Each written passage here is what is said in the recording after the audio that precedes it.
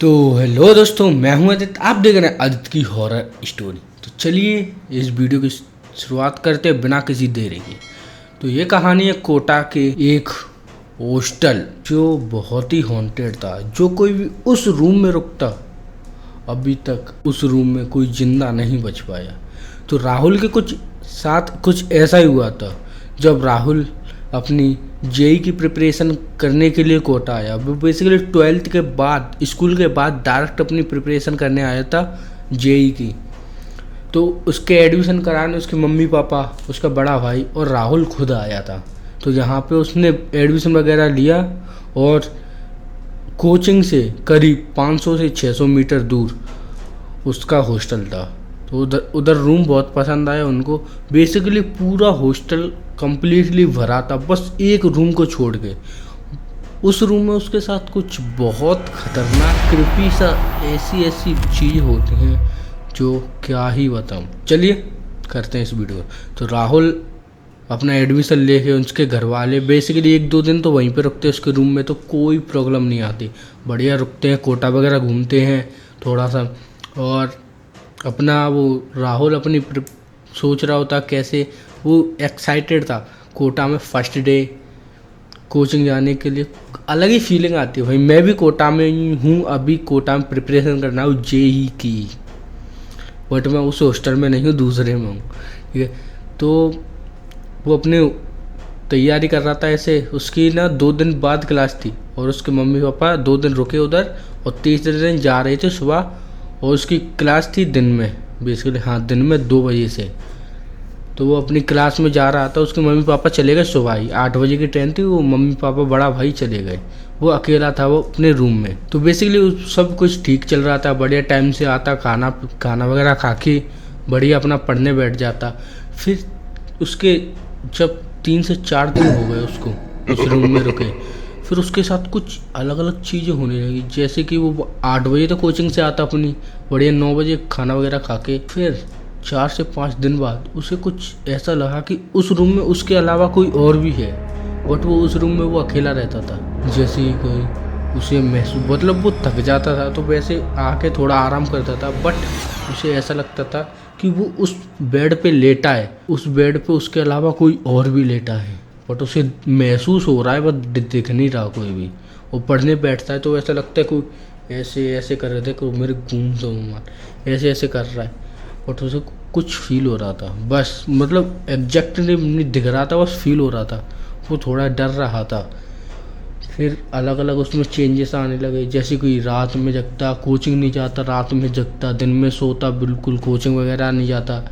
Coaching से phone आ रहा था उसके मम्मी पापा का, मतलब कोचिंग से मम्मी पापा के लिए कॉल जा रहा था कि आपको बच्चा कोचिंग नहीं आ रहा है, बहुत दिन हो गए। तो उसके मम्मी पापा थोड़ा घबरा जाते हैं, क्योंकि वो भी सही से बात नहीं करता अपने मम्मी पापा से। तो उसके मम्मी पापा आ गए 5-6 दिन बाद। मतलब ये मामला 10 दिन के अंदर हुआ था। 5 दिन के बाद आ गए उसके मम्मी पापा, 5 से 6 दिन बाद। तो पूछा बेटा क्या हुआ था ये उस, मतलब वो आया था थोड़ा सही था, हेल्दी, बट वो 5 दिन में ही ऐसा हो गया जैसे कि आंखें ब्लैक डार्क सर्कल हो गए और कमज़ोर हो गया। ऐसा लग रहा है क्या हो गया इसको, पता नहीं किसने मेहनत बहुत करवाई है, खाना वगैरह टाइम से नहीं खा रहा। तो उसमें अलग अलग चेंजेस आने लगे। उसके मम्मी पापा वहीं रुके 3 से 4 दिन। उनमें फिर क्या देखा कि उनका बेटा दिन में सो रहा है, रात को जाग के अलग अलग हरकतें कर रहा है।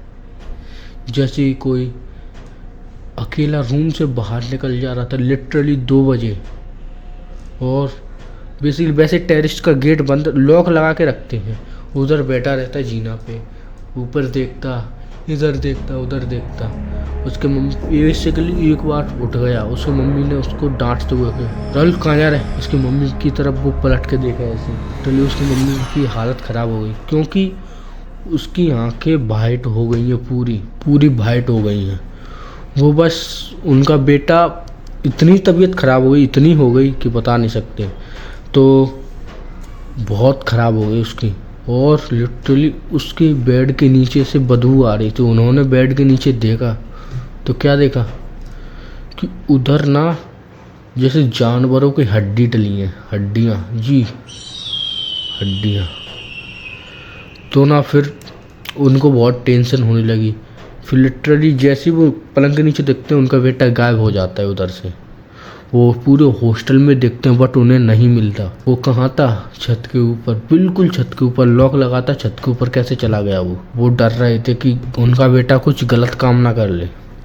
फिर वो रात को ही हॉस्टल ओनर और वार्डन वगैरह सिक्योरिटी गार्ड सबको बुलाते हैं। ताला खोलते उसको पकड़ के गाना गा रहा है अलग से, ऐसे उसकी वाइट आंखें, दांतें, पता नहीं, मतलब बहुत खंदी शक्ल हो गई उसकी, बता नहीं सकते कैसी। बहुत गाना गा रहा है, बाउंड्री पे चल रहा है, ऐसे चल चल के गाना गा रहे हैं भाई। सबका सीन था उनके मम्मी पापा के लिए वो।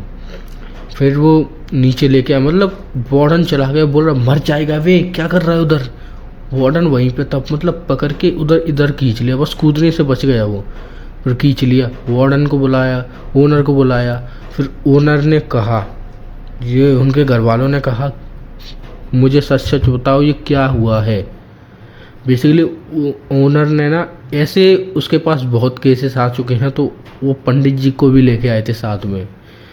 तो ना ओनर ने पूरी बात तो बताई कि उस रूम में एक लड़का रहता था, वो भी जेई की प्रिपरेशन कर रहा था बट उसका एग्ज़ाम क्लियर नहीं हो पाया तो उसने अपने आप को ख़त्म कर लिया उधर, अपने आप को खुदकुशी करके। तो ना जो कोई भी उस रूम में आता है आज तक जिंदा नहीं बचता। वो ना 3 दिन के अंदर ख़त्म कर देता है। बेसिकली 2 से 3 बच्चे और भी आए थे आपसे पहले, वो भी समझ रहे हो जी हाँ। तो वो पंडित जी को लेके आए, वो इन सब की तरफ स्माइल करके बोलता है जा रहा हूँ और इसको भी लेके जाऊँगा, नहीं छोड़ूंगा किसी को भी। बेसिकली उनके मम्मी पापा, थोड़ी उनकी मम्मी रोने लगी। क्या चाहता है तो, क्या बिगाड़ा है मेरे बेटे ने? तुम्हारे बेटे ने कुछ नहीं बिगाड़ा बट मैं इसका बिगाड़ूंगा। भाई वो कृपी सी स्माइल करके, पंडित जी आते हैं, थोड़ा उनके साथ गंगा जल था तो गंगा जल उस पर छिड़क देते हैं तो वो थोड़ा ऐसे लगता है कि उसकी बॉडी जल रही है, वो चिल्ला रहा, चिल्ला रहा हो, वो थोड़ा कंट्रोल होता है उसको। उस रूम में ही लेके आते हैं और उसके साथ पूजा पाठ करते हैं। थोड़ा वो नॉर्मल होता है, उसको धागा वगैरह बांधते हैं और बोलते हैं इसको 1 महीने तक बिल्कुल नहीं उतारना है। अगर तूने 1 महीने के अंदर उतार दिया तो ये दोबारा आ सकता है और अब की बार तुझे कोई नहीं बचा सकता। बेसिकली वो कंट्रोल हुआ माहौल और उनके मम्मी पापा ने उनको धमकी भी दी ओनर को और पुलिस वगैरह ही बुलाई। तो ये मामला वहीं पे ठीक हुआ। उनका बेटा भी सेफ है, आज भी वो कोटा में पढ़ रहा है, मैं उसको जानता हूँ। बेसिकली वो मेरी कोचिंग का लड़का है और मुझे उसी के दोस्त ने मुझे कहानी बताई थी ये पूरी, और मैं अभी भी उसके साथ पढ़ता हूँ। तो कहानी यहीं तक थी। अगर वीडियो आपको अच्छी लगे तो चैनल को like, comment, share and subscribe जरूर कर देना। तो मिलते हैं किसी नेक्स्ट वीडियो में, बाय बाय।